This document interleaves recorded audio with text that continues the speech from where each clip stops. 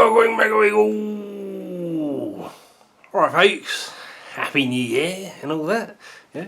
Okay, so we've got these this big steel, there's another one outside, out of the way for the minute. Well, I made these to go above the concrete pillars that we cast, and there's going to be a basically the lift winch sat on top of these. This is laying on its side at the minute. It's going to stand upright. There's going to be a couple more I-beams spanning in between, and then the lift winch will be suspended in between those two I-beams. Yeah, so we'll have a bit of the winch poking out the bottom, a bit poking out the top. This top surface here is about 8 foot off the deck. Yeah, just to give you an idea, not quite 8 foot, but there or thereabouts. I don't like the idea of it looking completely fabricated, so the first job today, second job today, is to blend out all the radiuses with some filler. Yeah, we'll probably mix up our own filler. I've got some fumed silica and a load of resin, which I was going to use for another job but didn't. So we've got that. We'll make our filler up and just work around them. Plug these radiuses. First thing I want to do though, the last bit of metal work on here, I've got to make some holes to accept the bolts so we can attach those other two I-beams. Yeah, so there's not going to be any more welding on this, but you know, we just got to make provisions for these right angle brackets, which will bolt together, and then the I-beam can sit in here. Yeah.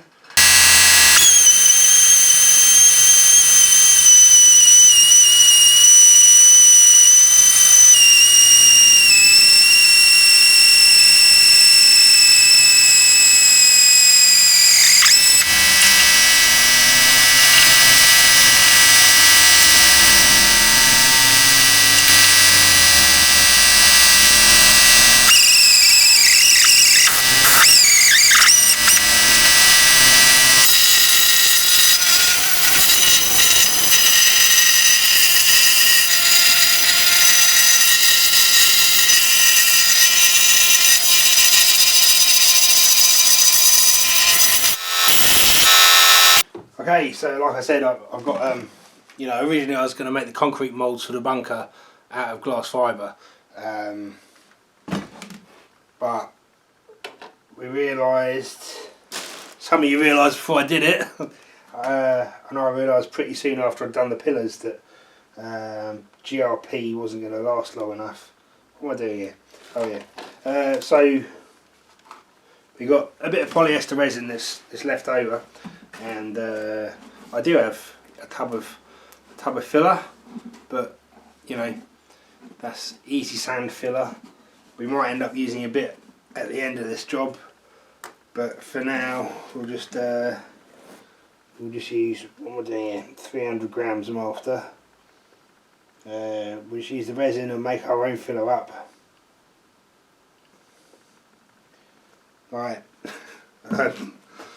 I mean, not that I know what I'm doing, but I wouldn't make my own filler up and expect to have good results if I had to sand it. That's probably the, you know, probably the tricky bit about fillers and stuff, isn't it? Right? Getting them where they're the right amount of workable when they're cured, or sandable fillers anyway. Right? What do I do with that bloody? Oh, it's in there. I've already done a couple of rounds of this, figured out I want, you know, 300 grams to a couple of cups of my fumed silica. This is a thickening agent, you know, so it doesn't really bulk it out. It's not going to do anything to make the resin much softer or anything. I think in proper bodywork filler, you got like French chalk and that, isn't it? Or just chalk, whatever. Probably a special expensive chalk, but chalk all the same. Something to make the resin more sandable, isn't it?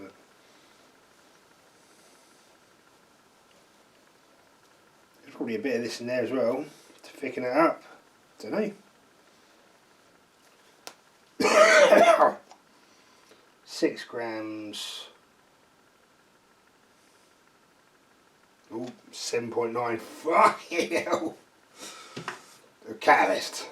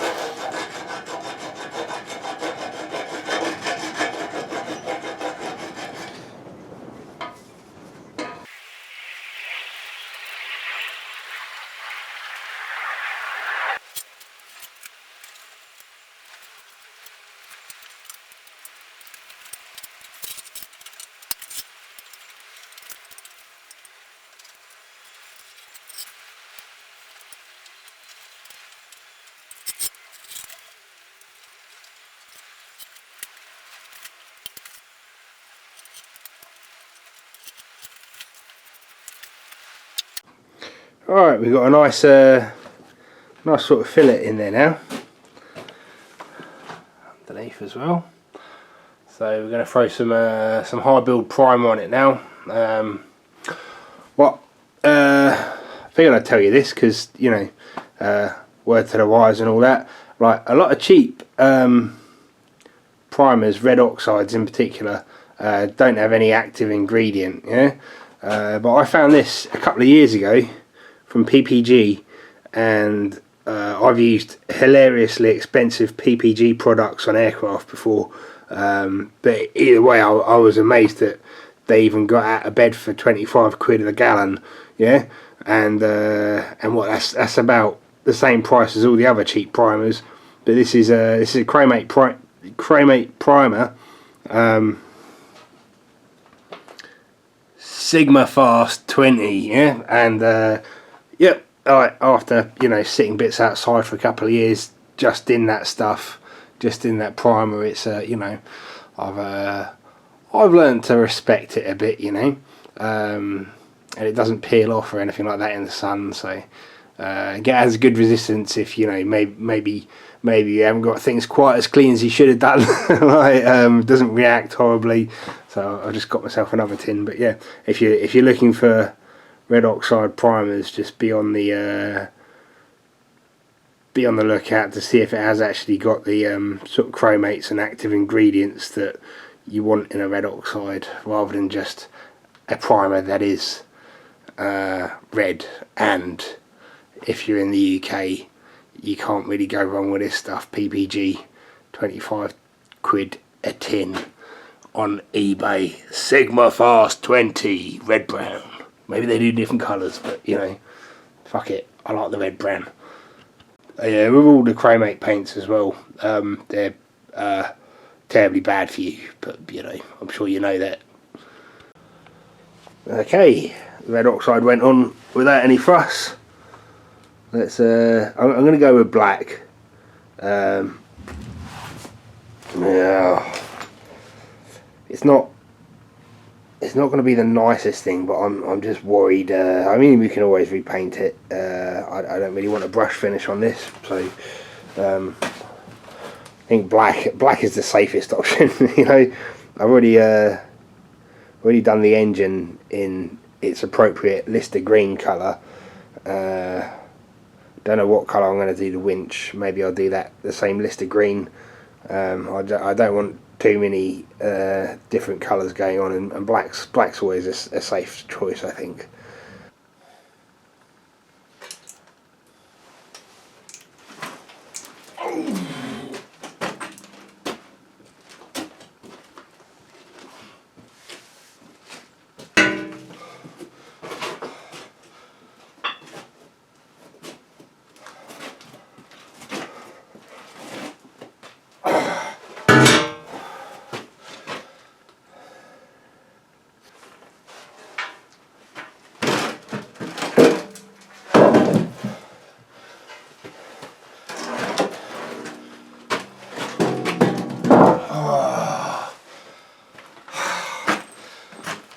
Right, let's start all over again on this one, eh?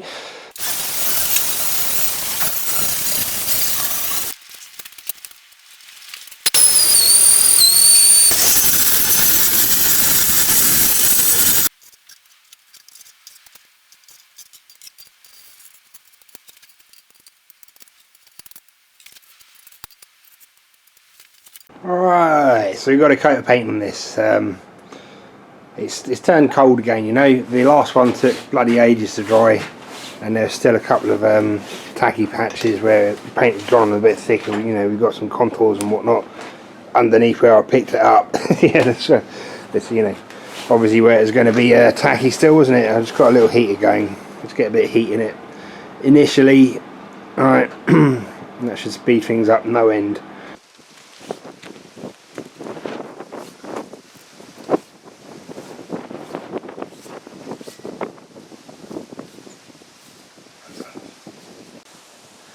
Alright, we got these things ready to go on top of the pillars.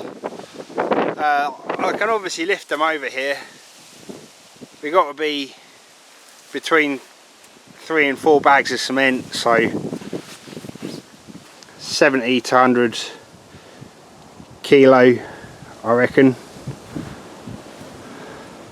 200 pounds, I don't know.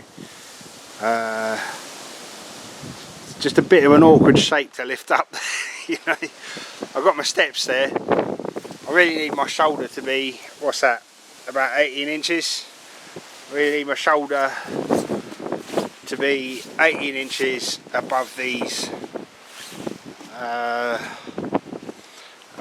plates. And we're going to sit the edge of the foot on here. That should give us a gap between here and the arch, and I can pump it up with polyurethane, and that should give us our expansion joint slash shock mount there. Hopefully prevent any lateral loading on these columns, which is what I'm up to here. It would be a lot easier if we could just bolt it, but I don't really feel comfortable with that. Want a bit of give, because these concrete pillars aren't going to have any give, are they? Pom, pom. Okay.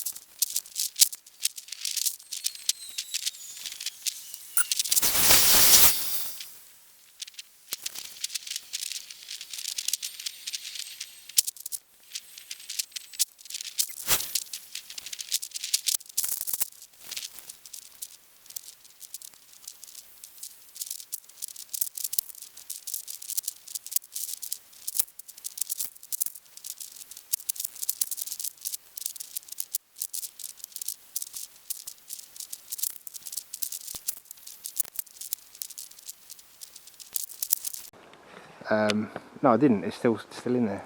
I think you meant to drain it off. I don't know. Either way. Takes about 15 kilos of cherries. To make how much? Gallon. Oh, this is a lot easier. So much easier.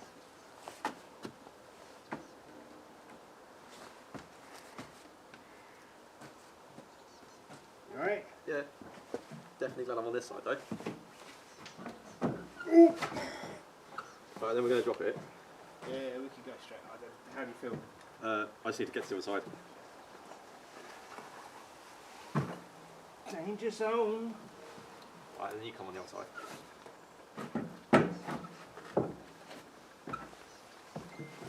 The important thing is to lift with your back, not your legs. You ready? Yeah. Engaging lower back. Oh. I'm not quite on the wood. Help. Oh, Jesus, man. You up there? I'm on the concrete. Okay. Drop it over a bit if you can. Right, I'm on the steel.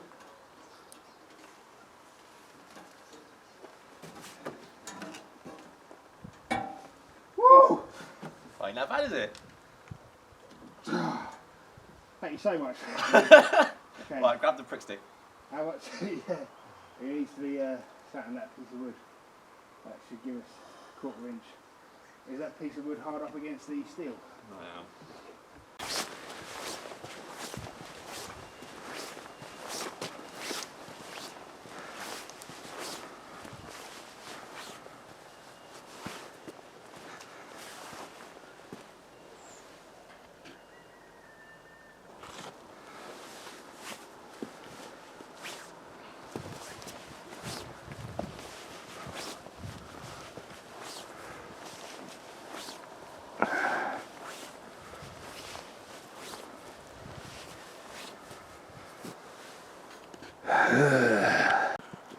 Okay, so that was a bit of an ordeal getting them up there. Did the first one on my own, as you saw, and then had to spend that night in the bathtub. Really fucking hot bath and a bottle of scotch, isn't it? It's fine after that, isn't it? My back always resets itself pretty quickly. I suppose I'm lucky. Don't know how long that will carry on being the case, but we'll cross that bridge when we come to it, eh? And then my mate came and helped me with the second one, so I didn't have to get drunk again. I'm going to leave this staging here for now, so we'll be able to get a full look of it once I've got the winch up top, which is my next job. We've got some holes there I can put the cross beams on. They're just going to be a bit of I-beam. I'm not going to do a video on that or anything. You know, the same I-beam as I use for the tops of these. It's just going to take 2 little 4-foot lengths to join these up and make them one. And I've not managed to get the sealant on because it's quite icy weather, and that PU adhesive sealant stuff, you know, that's one of the big no-nos. You can put it on wet, it likes the moisture like most PU stuff, isn't it? Polyurethane foam and glues and that, they actually like a bit of damp, but I'm not so sure about actual frost. So we'll leave that until the weather warms up, which is meant to do next week. Yeah, that's it for now. I've got the concrete precast nearly finished, the end of the first batch, so I'll get you a video on that as soon as I can. And what? Sorry, someone was tapping the window for me. And I just started working on the temporary electric winch. Yeah, so I'm not going to put the diesel hydraulic system in now. I'll explain why with the in that video, but we just said we've got a nice big old cast iron, cast iron gearbox, heavy motor 240 volt winch that will stick up there, which will make life easier until I get the entire diesel hydraulic system sorted. Yeah, so rather than install it, and yeah, I'll explain that in the next video anyway. Alright, hope you enjoyed that. Catch you all again soon. Cheerio, bye bye.